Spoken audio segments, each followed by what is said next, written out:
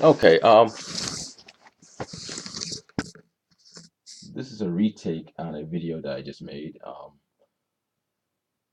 Most of you probably have not seen this video, but I do re-edit my videos and redo my videos to make sure I have clarity and make sure that I'm expressing it the best, expressing my ideas the best way that I can. And the video that I want to do a do-over or a makeover, probably makeover is grammatically correct, obviously.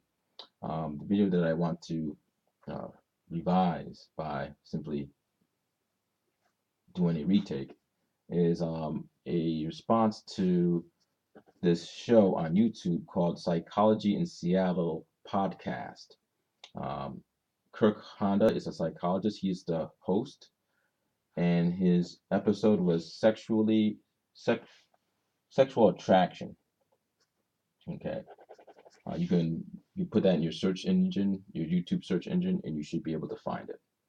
The podcast involved a British gay male, and himself, Kirk Honda, and they were talking about sexual attraction. And I was listening to it, and it was pretty interesting, but there were some comments that perhaps maybe I could be misinterpreting, but um, I think I think that some of the comments were made did implicate certain ideas that I don't agree with. Um, first off, the gay male. First off, they were talking about the bar scene, and if a woman is or a man is a five, which is average, just based on your initial visual perception, this person at the bar is five. This person then starts flirting with you and becomes, in your visual perception, a nine because of the flirting. You're talking about sex, just being very flirty. Um, they're laughing and their their personality is basically influencing your sexual desire. That's basically what they were saying. And the gay male was mentioning that this happens to him, and that very rare he's attracted to some male, obviously he's homosexual, based on uh, physical attraction. So most of the handsome gay males he's not attracted to. He's attracted towards inner traits, intelligence, and just all the other example of inner traits. So I'm looking at my notes here. I just want to make sure I'm getting this correct. Okay. Now, what is the problem with that? Well, how they're demonstrating, how they're talking about it. Like for example, when they say beauty is subjective, which is true. Beauty is subjective. What is beauty? Talking, they take the stance that beauty is social, is primarily popular beauty is primarily socially constructed. Um, and there's some evidence towards that.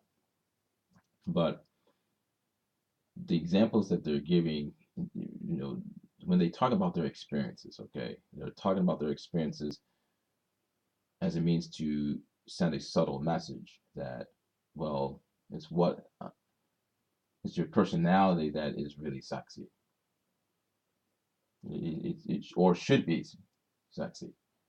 That ultimately that has to be the ideal of what sexual attraction is. And my thing is that why should it be? Why should it be? Yes, it's something that you want. I understand that there's something, it's something that you want and you also experienced it.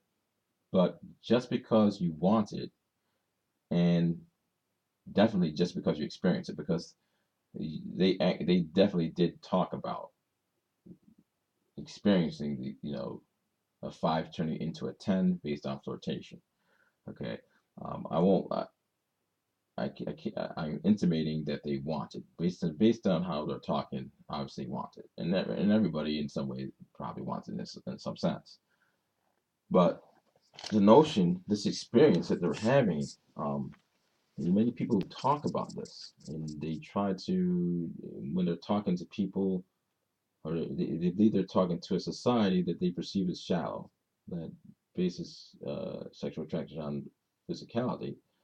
which is shallow in their minds because they think it should correspond to personality, because sexuality must correspond to ultra benevolence, which has inner personality traits. Okay. Now they didn't say all these things. Okay, I'm going to be fair to them. They didn't say all these things, but just the way that they talked about it is as if that if people just chose to open their mind and see people on who they are on the inside, they would be sexually attracted. They would have these experiences, and they would realize that stronger sexual attraction or superior sexual attraction would be based on the interior. Now the problem is, it's very simple. There's plenty of people I can see have great personalities, but I'm not attracted to them. Okay, I'm not attracted to them. Physically, their exterior doesn't change. The perception of their exterior being not attractive does not change. Doesn't necessarily mean I have to find them revolting or ugly. Okay, most women that I find intelligent, um, I don't. When I find out they have intelligence, it doesn't change their exterior. Why not? Question that those who idealize this vision cannot answer. Why is it essentially, if you're valuing somebody for their personality, it's irrelevant if you find them sexually desirable or not. It doesn't, my pers- from my perspective, it doesn't increase your value of their personality whatsoever. Okay, so again, the idealization of sexual attraction doesn't have a global general benefit. It has a it has an only idealization within the domain of sexuality. So let me just look on here. Um, because I mentioned some other things. Yes, yes, yes. Let's take here. Free will. The concept of free will. This is even in this. There's a concept of a moral, a subtle moral theme, which is guided upon the notion of free will.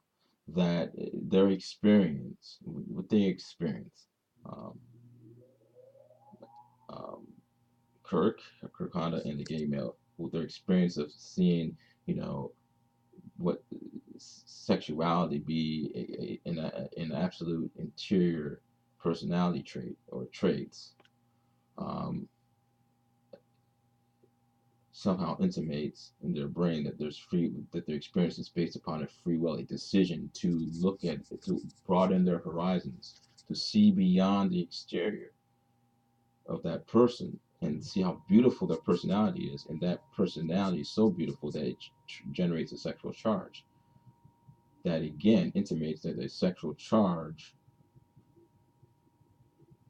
makes you value a inner personality trait greater than somebody that does not have a sexual charge to that inner personality trait.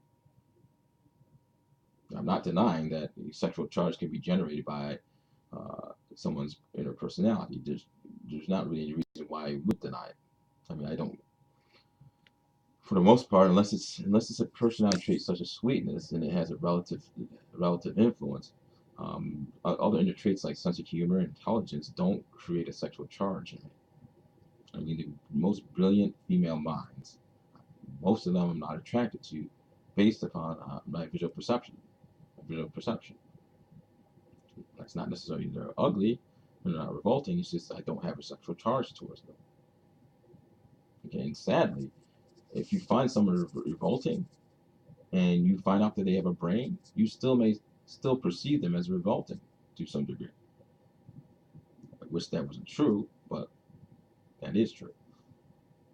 Um, so, um, human free will is a lot of times when people make talk about these things, like, I'm attracted to people's, inner personality, and that may be true, but in some way I get this feeling that they're trying to say, you know what, you should be too, and if you're not, you're shallow, and you're deciding not to be. You are either following society's vision of beauty, which you may just coincidentally agree with, not necessarily that it's imposed upon you. There are a lot of the intimations that beauty is beauty is socialized. When people make that intimation very often, or make that statement, they're trying to say that beauty is imposed. And Naomi Wolf blatantly says beauty is imposed upon other males from alpha males. Okay. So again, well, not again, because I haven't said it. Sorry. However, or one would say, what I conclude from this is that what I conclude is that there's not enough evidence to establish all these subtle or explicit moral claims. You have to demonstrate how a person is just going against their free will, or a person has free will to simply change their sexual perception of somebody uh, based on their personality. You can't use because based on your experience. Your experience can only be part of the proof. Just because you experienced this doesn't mean that you were engaged. You just decided to see this person, uh, decide to value their inner traits to the degree that it creates a sexual charge. It just may simply be something that is subconscious, something that you're not aware of. Okay, maybe they have a different, maybe their looks altered a different way, and um, it sided well with how they smiled in a certain way, and it generated a sexual charge. We don't know. So you don't have. Where's your evidence? The person who's saying all these things about people who have a strong visual component in their sexuality, they're just deciding not to